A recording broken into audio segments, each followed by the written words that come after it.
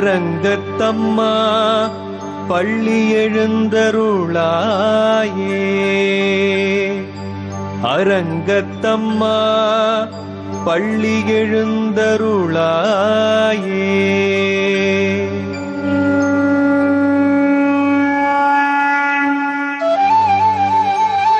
பச்சைமா மலைபோல் மேனி பவளவாய் கமலச் செங்கண் என்று திருவரங்கனுக்கு திருமாலை பாடியவர் தொண்டரடிப்பொடியாழ்வார்.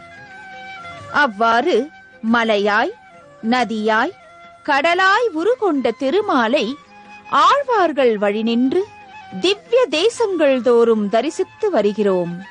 தொடர்ந்து பாண்டிய நாட்டு சத்தியகிரி என்னும் திருமெய்யத்திலே சத்தியகிரிநாதனை மலையாய் கண்டு வணங்கி தொண்டை நாட்டு சத்தியவிரத கஷேத்திரத்திலே திருப்பவளவண்ண பெருமாளை வண்ணமயமாய் காண்போம் வாருங்கள்.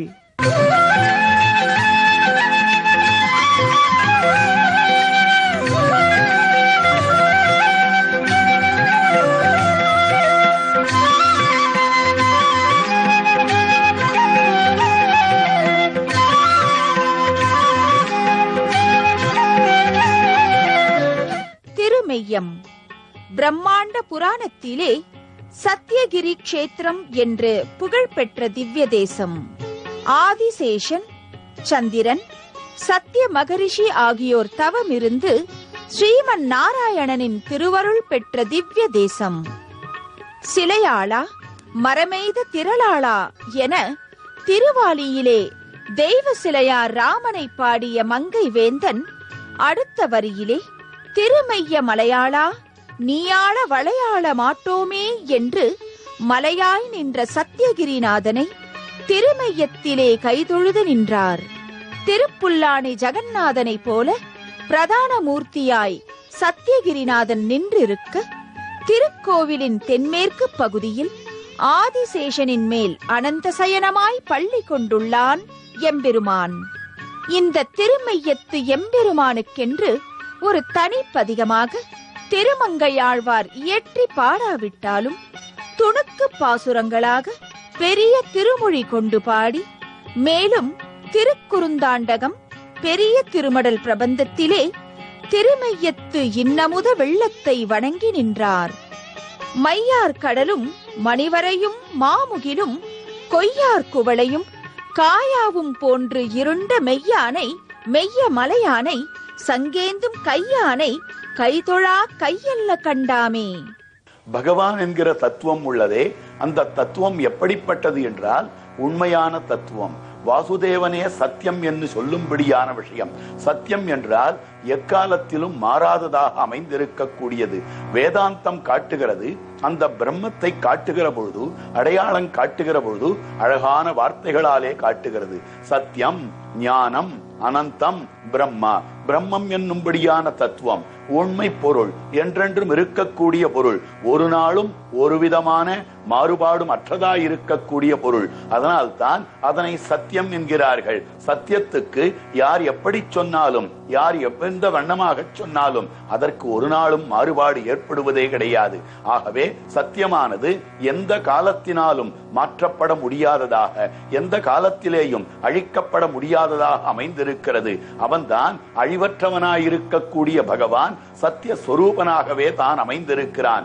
அப்படி இருக்கக்கூடிய சத்தியமான தத்துவம், உண்மையான தத்துவம் தான் நாராயணனாகிற தத்துவம். அந்த பகவான் திருமையத்திலே எப்படி சேவை சாதிக்கிறான் என்றால், இன்னமுத வெள்ளமாக, அற்புதமாக, பரம சுந்தர மூர்த்தியாக நம்முடைய கண்களை கவரும் வண்ணமாக இருக்கிறான். அப்படிப்பட்ட சங்கேந்தும் கையான் மெய்ய மலையான் திருமையத்திலே எழுந்தருளி இருக்கக்கூடிய பகவான் மெய்ய மலையான் சங்கேந்தும் கையான். அப்படிப்பட்ட சங்கை கையிலே கொண்டிருக்கக்கூடியவனை எந்த கைகள் தொழவில்லையோ அவை கைகளே அல்ல என்கிறார் திருமங்கை ஆழ்வார்.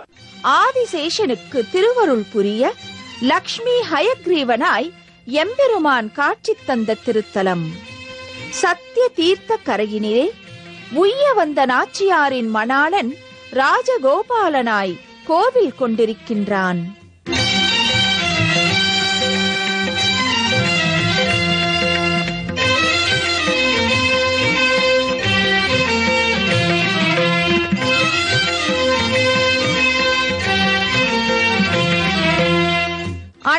நாராயண எம்பெருமான் சந்நிதியும் மலையை குடைந்து அமைக்கப்பட்டுள்ளது.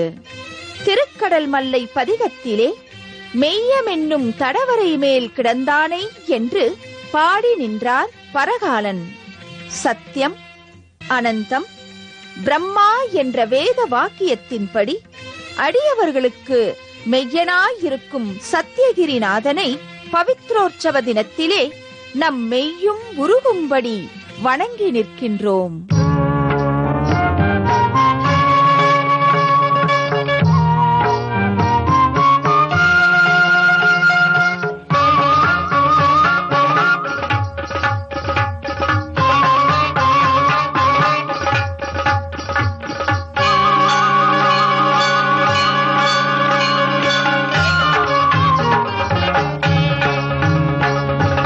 திருமெய்யநாதனை மலையாய் கண்டு வணங்கி 9 இடங்களில் தன்னுடைய திருமொழியில் பாடி நின்றார் ஆழ்வார்.